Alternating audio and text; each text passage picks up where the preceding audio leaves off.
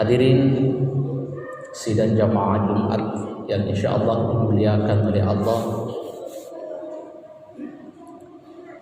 Tentunya senantiasa kita memanjatkan puji syukur kehadirat Allah Subhanahu wa taala bahwa dengan kudrah dan iradatnya kembali kita hentikan aktivitas kita, kembali kita hentikan perjalanan kita untuk selanjutnya kita terhimpun di tempat yang mubarakah ini. Mudah-mudahan segala aktivitas kita mengantarkan kita untuk semakin dekat dengan Allah Subhanahu wa taala. Demikian halnya salawat salam tentunya senantiasa kita kirimkan atas junjungan kita Rasulullah sallallahu alaihi wasallam. Mudah-mudahan dengan salawat yang senantiasa kita kirimkan kepadanya memudahkan kita mengenali, lebih-lebih dikenali oleh Rasulullah di akhirat kelak. Hadirin sidang jamaah Jumat yang dimuliakan oleh Allah, dua orang sahabat Nabi bertemu, lalu terjadi sebuah dialog singkat. Dalam hal ini Sayyidina Abu Bakar As-Siddiq dengan seorang sahabat yang bernama Hanzalah. Lalu Sayyidina Abu Bakar As-Siddiq bertanya, "Wahai Hanzalah, bagaimana kabarmu saat ini?" Di luar dugaan Abu Bakar As-Siddiq, ternyata Hanzalah menjawab, "Wahai Abu Bakar, saat ini Hanzalah sudah menjadi orang munafik." Tentu jawaban ini membuat Sayyidina Abu Bakar begitu kaget, karena Hanzalah dikenal sebagai sahabat yang soleh, yang ahli ibadah.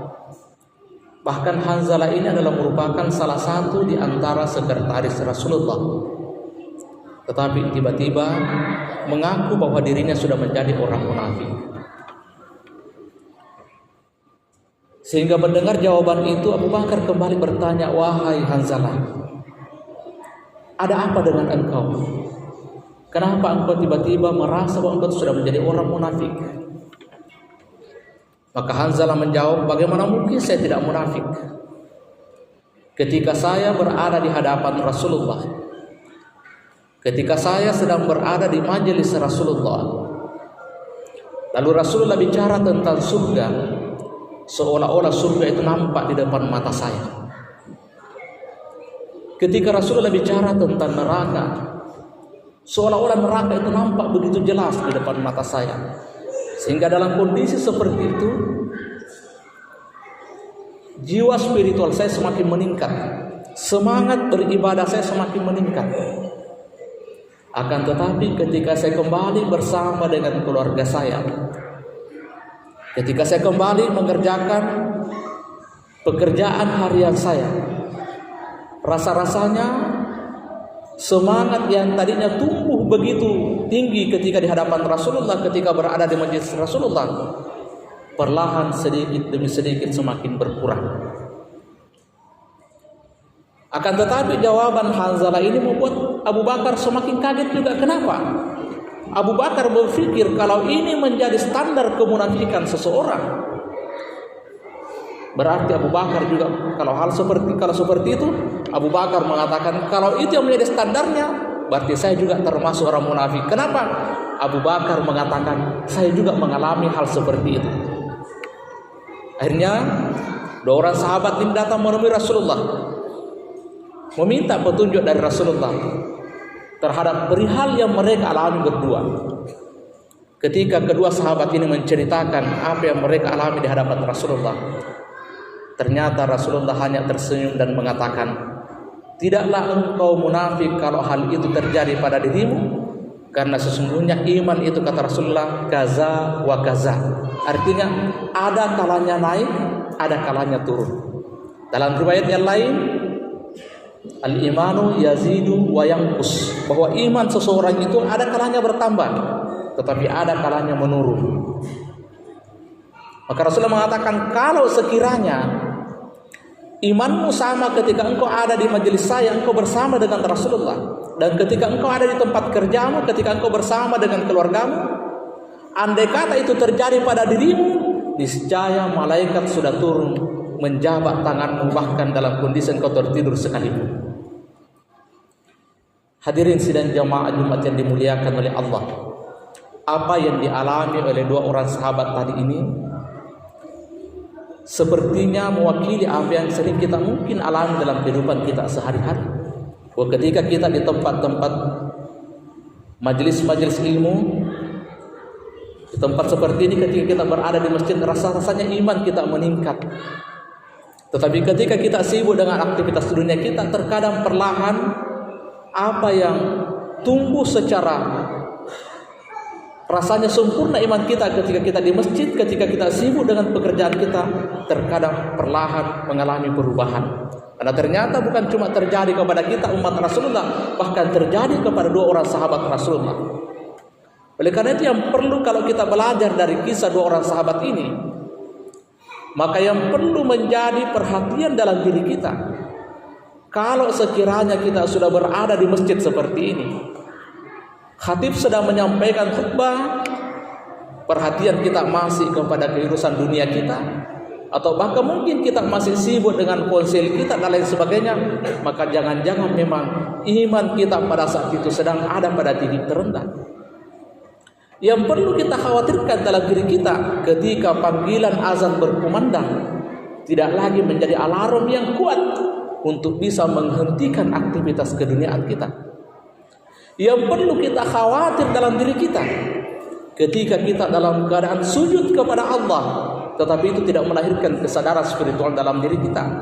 Padahal ulama kita mengatakan bahwa tempat yang seharusnya paling dekat antara seorang hamba dengan Tuhannya adalah ketika mereka sedang sujud. Kalau azan tidak lagi menjadi alarm yang kuat untuk mengingatkan kita bahwa saatnya kita menghadap kepada Allah.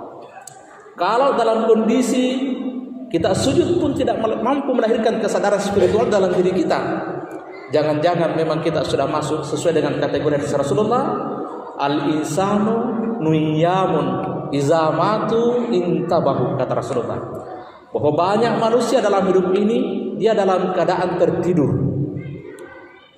Kapan mereka terbangun? Izamatu, ketika mereka sudah meninggal dunia. Tentu tertidur yang dimasukkan dalam hadis ini bukan tidur seperti yang kita lakukan sehari-hari, tetapi makna tidur di sini adalah kebanyakan manusia lalai dalam hidupnya, bahkan dalam kondisi beribadah sekalipun mereka tidak ingat kepada Tuhannya.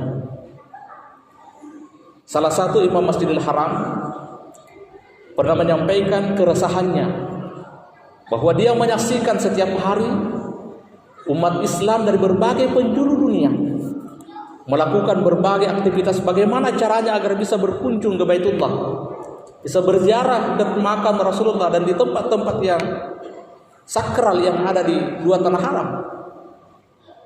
Akan tetapi kebanyakan umat Islam katanya, sesuai dengan Imam Masjidil Haram amati, ketika mereka tiba di sana bukan sibuk mencari tempat beribadah, mencari tempat yang afdal untuk beribadah, tetapi mereka terkadang lebih sibuk dengan HP-nya, mencari tempat di mana mereka ambil gambar.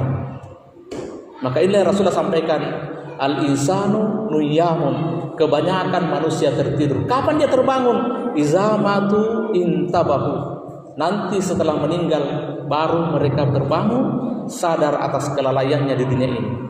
Ibnu Qayyim al-Jauzi menyampaikan bahwa orang yang meninggal dunia itu akalnya kembali berfungsi. Dia sadar terhadap apa yang mereka lakukan ketika hidup di dunia. Ini sejalan dengan hadis Rasulullah yang mengatakan bahwa seseorang ketika dimasukkan ke dalam liang lahat, ketika orang-orang pergi meninggalkan, maka mereka mendengar suara kaki orang pergi meninggalkan mereka. Kenapa? Akalnya kembali berfungsi. Dia ingat apa yang mereka lakukan ketika hidup di dunia. Dia ingat kembali dengan keluarganya. Maka disinilah manusia terbangun dari kelalaiannya, terbangun dari tidur panjangnya selama ini. Maka Al-Quran mengatakan, walau tara izil mujrimuna naqisu ru'usihim, andai kata engkau melihat orang-orang yang al-mujrimun, pelaku-pelaku durhaka, Orang-orang yang ketika hidup di dunia mereka hanya memperturutkan hawa nafsunya. Nakisu ru'usihim, mereka saat ini sedang menundukkan kepalanya sujud di hadapan Allah. Rabbana absarna, mereka memohon minta, ya Allah, saat ini kami sudah melihat. Farji'na na'mal sholihan, kembalikan kami ke dunia ya Allah.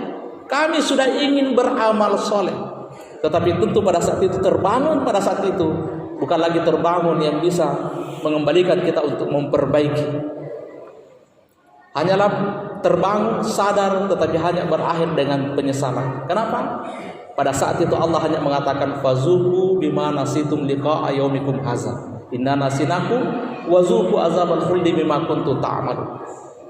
Sekarang bukan lagi saatnya untuk merengek, untuk menyesal, untuk meminta kembali.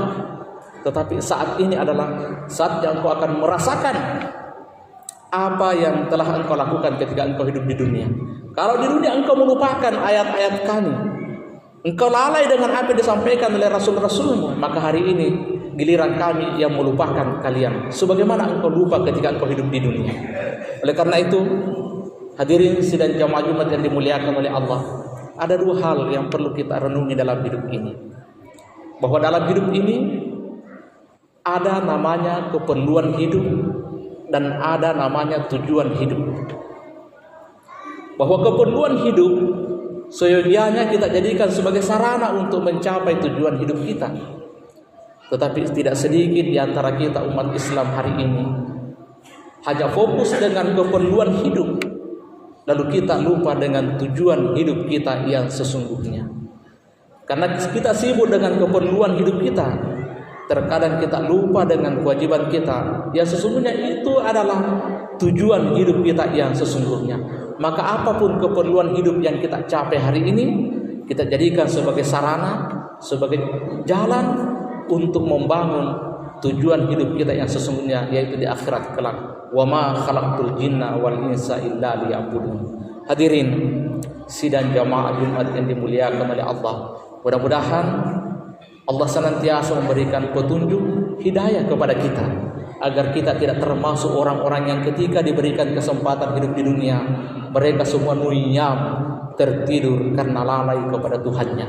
Mudah-mudahan kita terbangun sebelum kita terbangun yang sesungguhnya di alam kubur sana, yang tidak bisa lagi kita kembali untuk melakukan perbaikan hidup. Ketika umur kita masih ada, itu artinya Allah masih memberikan kesempatan kita untuk memperbaiki diri. Barakallahu li wa lakum fil Qur'anil azim wa nafa'ani wa iyyakum bima fihi min dzikril hakim. Aqulu qouli hadza wa astaghfiruhu innahu huwal ghafurur rahim.